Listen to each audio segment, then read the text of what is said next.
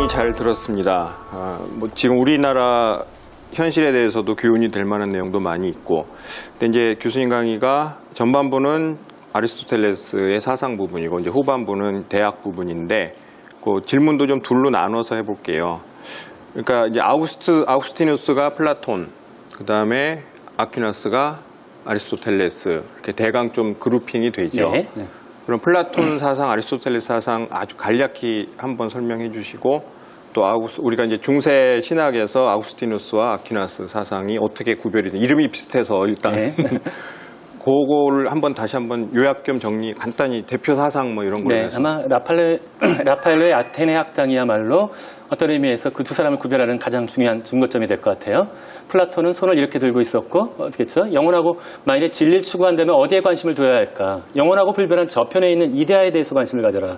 모든 것들이 정신적이고 이데아적인 것에다가 관심을 두었었습니다. 그래서 개체든 덜 중요한 것이었고, 아실 것 같은데 아리스토텔레스는 손을 어떻게 하고 있었죠? 이렇게 하고 있었어요. 어떤 분들이 이렇게 하는데 이거 아닙니다. 이렇게 펼치고 있었고, 요거 수영하는 박태환처럼 한 것도 아니라 이렇게 하고 있었어요. 각각의 개체들이 지니고 있는 형상들이 얼마나 소중한지 이 현실 세계에 대한 것들을 제대로 설명하려는 부분도 있었고요.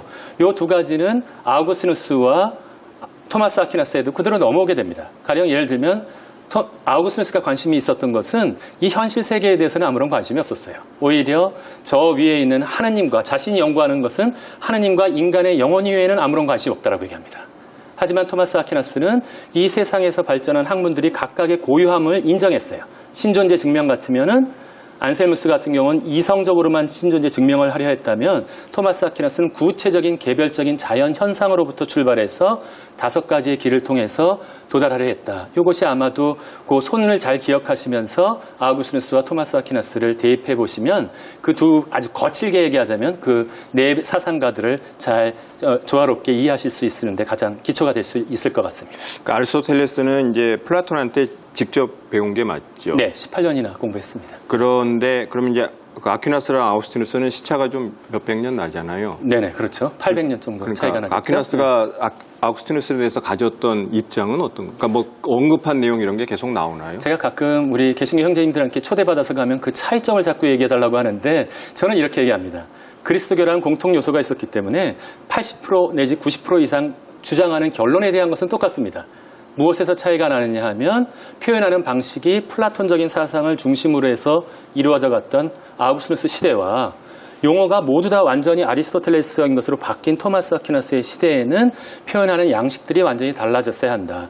방향성은 같지만 도달하는 방식, 비교하자면 아우구스티누스는 수사학자였습니다. 그래서 여러 가지로 웅변수를 통해 설명했다면, 토마스 아퀴나스의 책은 처음부터 끝까지 논리적입니다. 삼남 논법을 60권에 대해서 이렇게 적용하는 학자는 그 사람밖에 없을지도 모릅니다. 중세시대 때는 그런 분위기 속에서 철저하게 아리스토텔레스적인 학문 체계를 토대로 해서 토마스 아퀴나스가 설명한 점이 차이가 나고 있다. 하지만 예수의 부활, 삼위일체, 이 모든 내용들은 어디로부터 영감을 받은 것이다? 아우구스티누스라는 스승으로부터 영감을 받은 것이다. 자기가 동의하지 못할 때는 꼭 이렇게 씁니다. 토마스 아퀴나스는 아리스토텔레스에 대해서뿐만이 아니라 아우구스티누스는 이렇게 얘기했지만 나는 이렇게 얘기한다 라고 꼭 쓰고 있기 때문에 비교적 뚜렷하게 그러니까 뭐 구별할 수 있겠습니다. 존경이나 비판이나 뭐 네. 한마디로 얘기하기는 어려워. 네, 존경심은 항상 가지면서도 학문적으로는 비판했다. 제가 학생들이 이렇게 해줬으면 좋겠다라는 생각을 하는 건데요. 그러한 것은 아마 토마스 아퀴나스가 유지하고 있었던 것 같습니다. 그다음에 이제 플라톤과 아리스토텔레스가 이 서유럽 중세를 관통을 하는데, 이제 두 분 다 그리스 사람이란 말이죠. 네. 유럽에서 그리스라는 나라가 좀 묘한 것 같아요. 남유럽이면서 동유럽이면서 서유럽엔 포함이 안 되는데 또 서양 문명의 뭐 뿌리다 이렇게 얘기를 하는데, 근데 이제 중세 때 대체적으로 이 그리스 사상들이 한번 이제 거쳐서 들어오잖아요. 비잔틴이나 아랍을 네. 거쳐서. 근데 이 중세 때 서유럽 사람들이 대체적으로 그리스라는 나라 전체에 대해서 갖고 있었던 뭐 시각이라든가 뭐 여행은 많이 못 갔을 것 같은데, 그리스라는 나라 전체에 대한 입장은 어떤 거였을까요? 아마 중세들이 직접 체험한 것이 거의 없었습니다. 왜냐하면 그곳까지 어떻게 때로는 이슬람이 쳐들어왔을 때 비엔나 근처까지 쳐들어왔다 좀 더 밀려나 있었기 때문에 전체적으로 비잔틴 제국이나 이슬람과의 연관성이 별로 없었기 때문에 오히려 사상적으로면 그 책들을 통해서 존경하는 마음으로 해왔었지. 그래서 흥미로운 것이 있습니다. 뿌리는 그리스에 있는데 그리스 사상을 가장 중심적으로 발달시킨 것은 서부 유럽이다. 중세와 근대를 나가면서 모두 다 고대 그리스 철학의 뿌리를 두고 있기 때문에 그것이 어디로부터 배태되었는지 그때 당시 그리스적인 정치학적인 의미는 생각보다는 그렇게 사상면에서는 크지 못했다라고 말씀드릴 수 있겠습니다. 예. 그다음에 대학에 대한 질문들은 뭐 좀 자잘한 팩트 중심으로 좀 제가 여쭤보겠습니다. 네. 뭐 규모들이 대강 어느 정도 됐나요? 교수 수나 학생 수나. 지금에 비하면 아마 단과대학 하나 정도밖에 크지 않았었기 때문에 그렇게까지 큰 대학들은 아니었습니다. 하지만 당시 인구 비율을 따져본다라고 한다면 제법 비교적 큰 것이었고요. 도시의 규모 자체도 워낙 작았었기 때문에 그런 의미에서는 큰 것이었지만 지금의 규모로 따지자면 여러 가지 편차가 있었지만 제일 큰 대학들이라고 하더라도 한 2, 3천 명이 넘지 총 학생들이 네. 넘지 않았을 것이라고 추측합니다. 우리나라 개화기 때 보면 이제 뭐 연희 전문 교복 입고 다니면 선망의 대상이었는데 네. 중세 때 일반인들이 대학생 바라보는 시각은 어떤 것일까요? 그게 소위 아까 말씀드렸던 타운과 가운의 싸움이라는 것이 있습니다. 선망의 대상이었습니다. 완전히. 그리고 지금의 여러분들이 졸업식에 입는 입장을 입고 다녔습니다.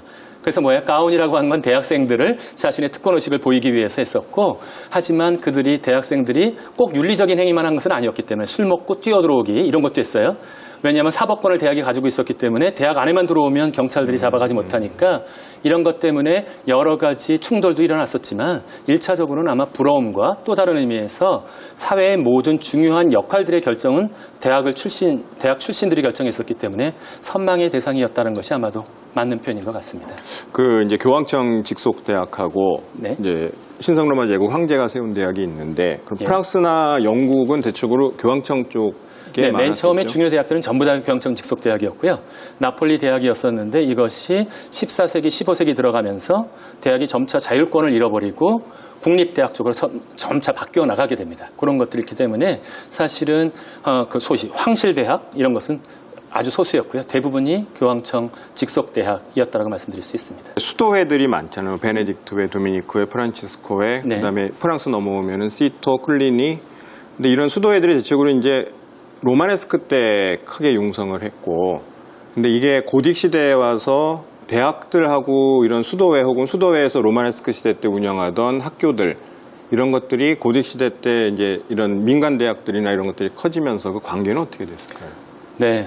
이 얘기만 하면 또 시청자들이 굉장히 어지러우시겠지만 우리 임 교수님께서 질문해 주셨으니까 말씀드리자면 가장 전통적으로 수도원 학교를 주도했던 것은 베네딕토회입니다. 말씀하신 베네딕토회 개혁 수도원에 속하는 것이 클루니, 이건 중앙 집권화를 이뤘고요. 그 다음에 이게 과도하게 중앙 집권화되자 본래 정신으로 되돌아온 게 시토회입니다. 시토. 하지만 전체 그는 어디 영성에 소속되어 있느냐? 베네딕토회의 영성의 개혁 수도원들이고 대학과 관련된 가장 중요한 수도원은 아까 강의에 잠깐 언급이 되었었는데 프란치스코회와 도미니코회라는 탁발 수도회들은 13세기 초에 생겨났습니다. 딱 대학이 설립 시기에 설립되었는데 이것은 왜 그랬냐면 성직자들이 과도하게 부유하게 살면서 복음 정신을 실천해 주지 못하자 이걸 비판하면서 많은 사람들이 교회를 떠났습니다. 어떤 이들은 이단에 빠지게 되자 이들을 설교하기 위해서 생겨난 것이 도미니코회고요. 그래서 설교자들의 수도회라고 불리고 또 다른 의미에서 가난을 실천하는 것이 너무나 중요한 복음적 가치였기 때문에 이것을 실천하자는 것이 프란치스코회였습니다. 그런데 이 두 가지가 다 프란치스코 성인은 제자들을 대학 보내는 거 안 좋아했어요. 교만해진다고. 그러나 2대 총장부터는 열심히 대학을 보냈고 그래서 양대 수도회가 보수적 아우구스티누스주의, 온건한 아리스토텔레스주의를 주도하는 수도회의 수도회들이 대학에서 아까 말씀을 드렸는데 형식과 내용과 형식과 인물들이 중요하다고 그러는데 가장 중요한 인물은 이 두 수도에서 나왔습니다. 중세, 특히 13세기에는 이후에는 점차적으로 다른 수도회들도 가세하게 되었고요. 네. 예, 감사합니다. 시기적으로나 그 공간적으로 상당히 먼 나라 얘기일 수 있는데 이게 뭐 지금 우리나라 현실에도 굉장히 모범이 될 만한 내용들도 많이 있는 것 같아서 오늘 교수님 강의 대단히 보람 있었습니다. 감사합니다. 네, 경청해 주셔서 감사합니다.